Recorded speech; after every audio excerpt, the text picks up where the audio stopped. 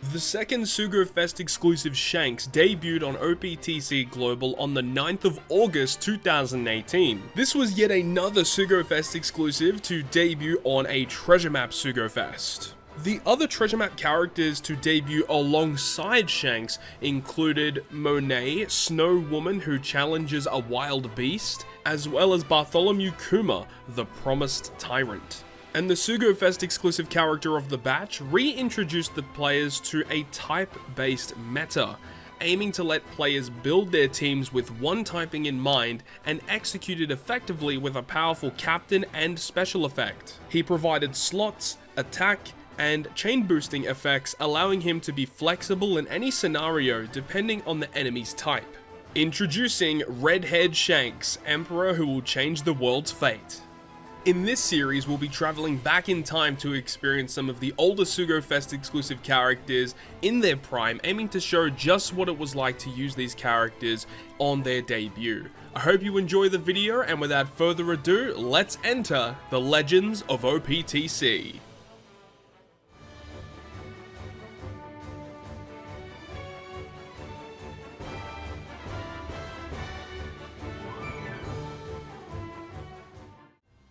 So thank you very much for checking out yet another episode of the Legends of OPTC, and today we're going to go ahead and cover a brand new legend, which is a very, very awesome legend. It was a very powerful legend on release, and even on release this character was very strong, but it wasn't until the next batch that debuted alongside, which really made this character a top tier legend choice to use in One Piece Treasure Cruise, and that character is V2 Shanks. He actually debuted on a treasure map Sugo-Fest, which is pretty bizarre. Not too many legends were debuting on TMs, but this was one of them, and this was before the fact that legends were considered to be, you know, treasure map Sugo-Fest exclusive.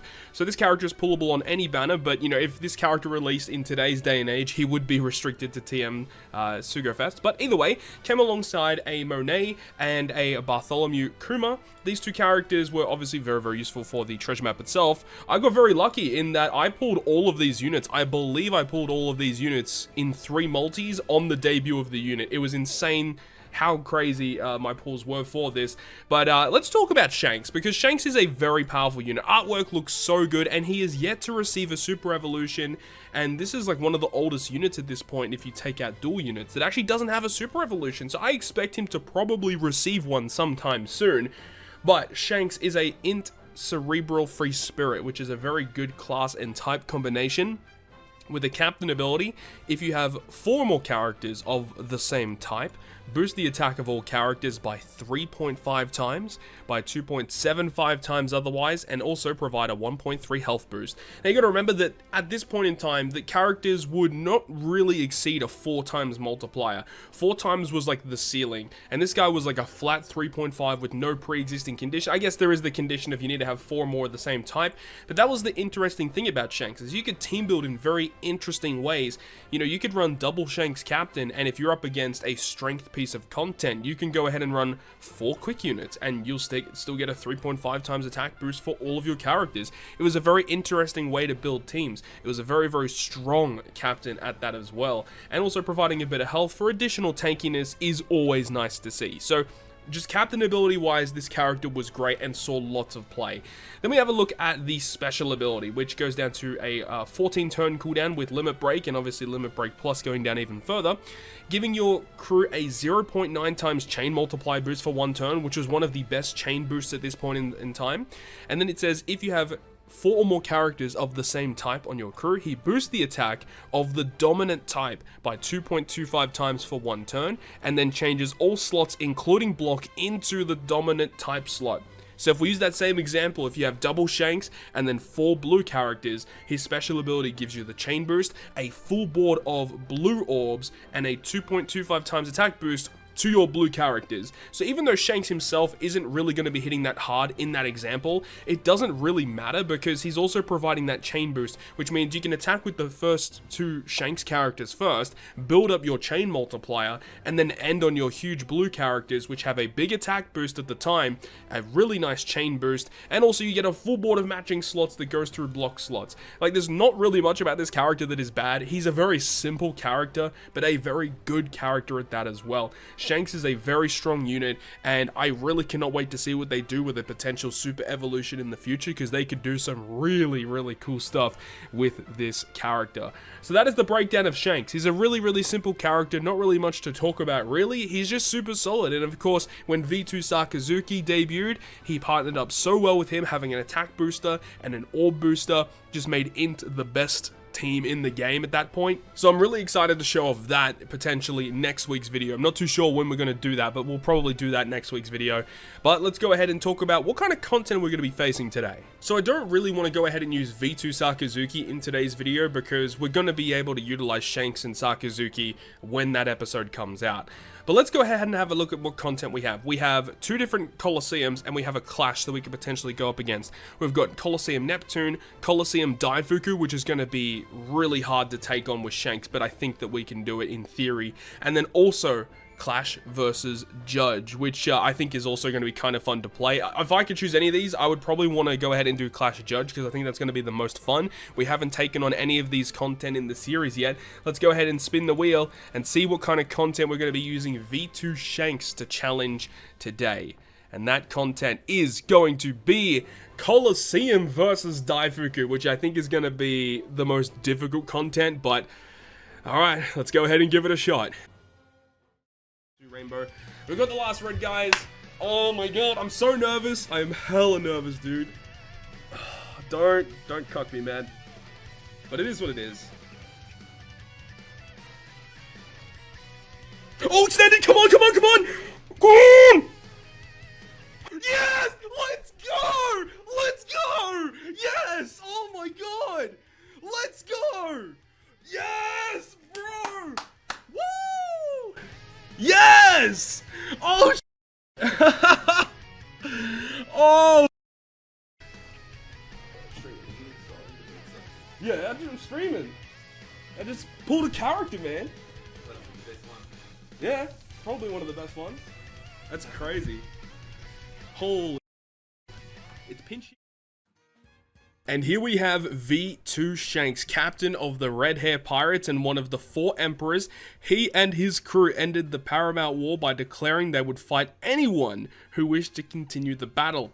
Even Blackbeard decided it was too soon to fight them and withdrew. So V2 Shanks, a very powerful legend. And here we have him at level 99 with rainbow status. No limit break expansion because I don't have it done, but obviously limit break expansion was not at that point yet. But here we go with Shanks, man. What a cool legend. And now we are taking on Daifuku, which is a relatively difficult Colosseum.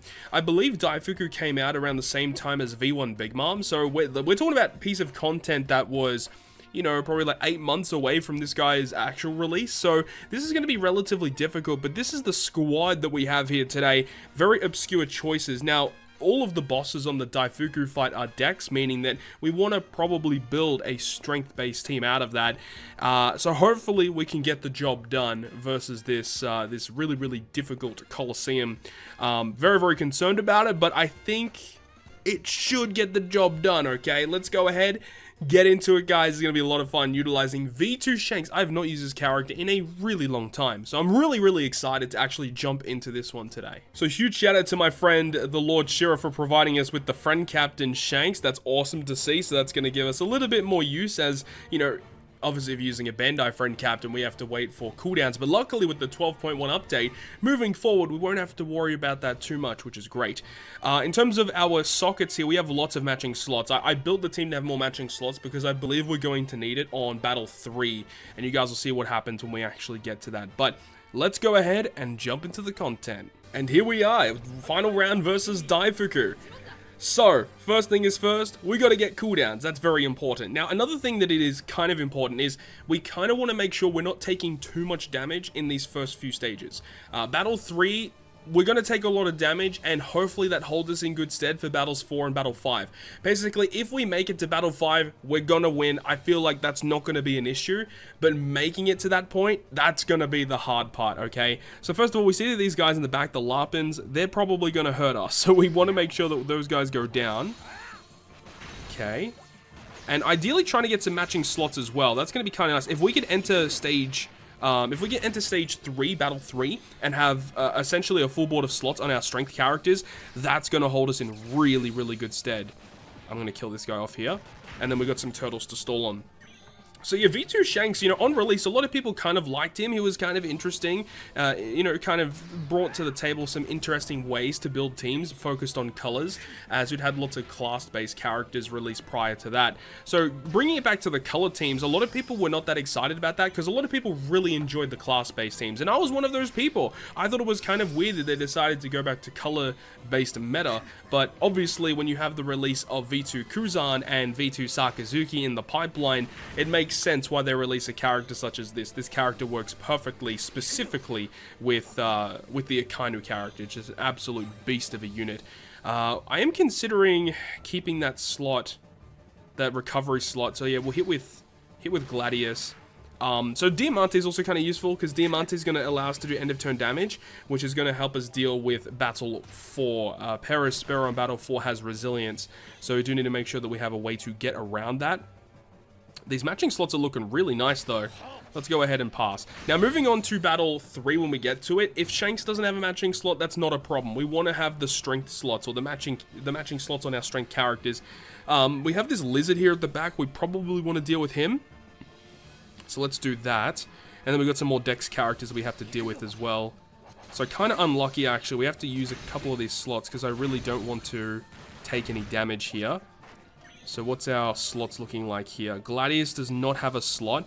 Let's go ahead and pass the turn here and hopefully get one on Gladius. That's a lot more damage than I was really hoping, but that's okay. And then Gladius still not getting a slot. We can actually stall an additional turn here. And hopefully Gladius gets a slot. He did not. Okay. Hope and pray, hope and pray.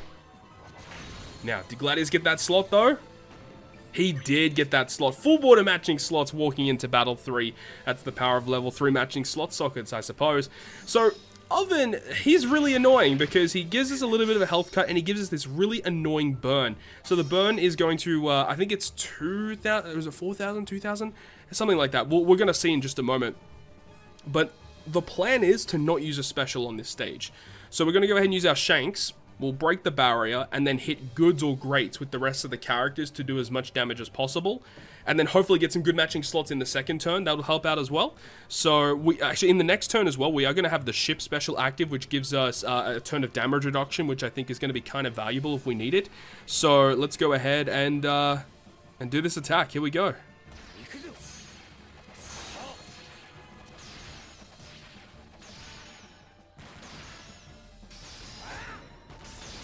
Okay, so we actually did pretty good damage. I was not expecting to do that much damage to Oven, actually. And really bad matching slots. Okay, we could kind of risk it and go for, like, full perfects to try and get the kill. But I think we'll go ahead and use the ship special, which will give us the damage reduction for the turn. And then just try and see if we can do good damage here. Here we go.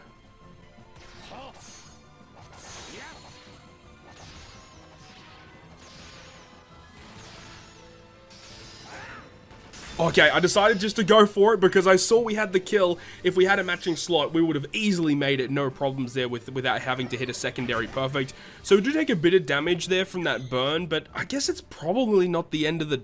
It's not the end of the world, actually, to be honest. We have a lot of HP to play with. It's 2,000 damage per perfect. We have 6 characters, so if we hit all perfects here, that's 12,000 damage, which means that we'll have enough HP to tank. So this is fine, actually. I think we're actually looking pretty good. So here we have Perispero. There's defense up. Now, the defense up here, obviously it's annoying, but we can actually pierce through it with normal attacks. It's not as heavy as you think. We do have the resilience, so we have to deal with that, which is why we have the Diamante. We have to deal, obviously, with the bind. And luckily we have Gladius here, who not only just removes the bind, but he gives our shooter characters a color affinity boost. And color affinity at this point in the game is relatively uncommon. It wasn't really too explored that much in the early days. So color affinity is going to be nice for our shooters, as Gladius, Anaru, and Ace are all shooter characters, so they'll all receive that. Here we have the Diamante, as I said. End of turn damage is going to be very, very useful, as that resilience is a bit annoying. And resilience removers were very uncommon at this point too. And now we can go ahead and use the Shanks special ability. Have a look at this special animation. My man walking up to the Paramount War saying, "Not today," and just ending the war straight off the bat. But he also gives us, obviously, the full border slots, the chain boost, the attack boost. It's just such an awesome character. And I can just imagine if this guy got a super evolution, the special animation would be godly. Alright, here we go with a full board of slots ready to go. End of turn damage will kill Sparrow, so we just have to hit out perfects and get the dub, so let's get it.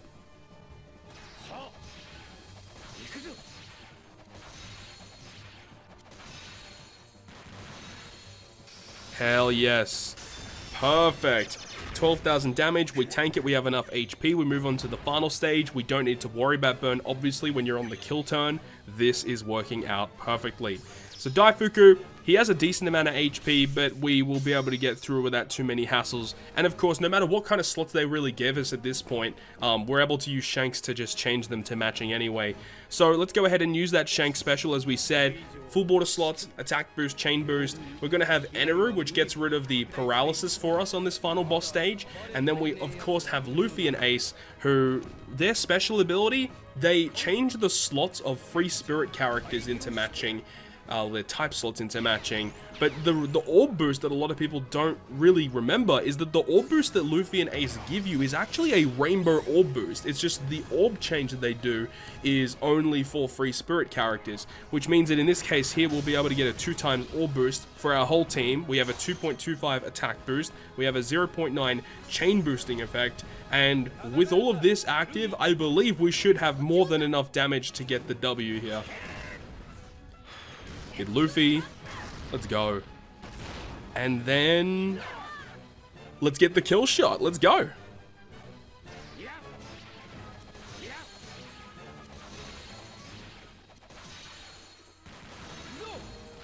Yes. There we go. I mean, we still had another character to attack with, so this team would have probably dealt, what, about 13, 14 million damage, give or take. That's impressive. It's some really impressive stuff. There you go. So, not really too many issues to take on with Daifuku at all. Obviously, the oven stage is a little sketchy, a little dicey, but as long as you get to the final boss stage, you have health to spare, you're gonna get the win, which is awesome. So there we go, V2 Shanks taking on a relatively difficult Colosseum. So there we go, that is the breakdown of V2 Shanks with the Legends of OPTC. Really hope you guys enjoyed this one today, and in next week's episode, we're gonna explore the V2 Admirals. That's gonna be a bunch of fun, as we have Sakazuki with this guy Shanks. It's gonna be a monstrosity. If you guys remember, V2 Akainu on release was an absolute monster. Remember, on release, normal attacks only was not a thing. He was a beast. He got through everything. He was the best legend in the game, and we're covering it in next week's episode. So that's going to wrap it up for me. Thank you so much for watching. If you guys did enjoy it, make sure to go ahead and leave a like, and if you want to stay up to date with all the content I post, including more One Piece Treasure Cruise content, make sure to hit the subscribe button down below. But on that, guys, I'll see you guys within the next video.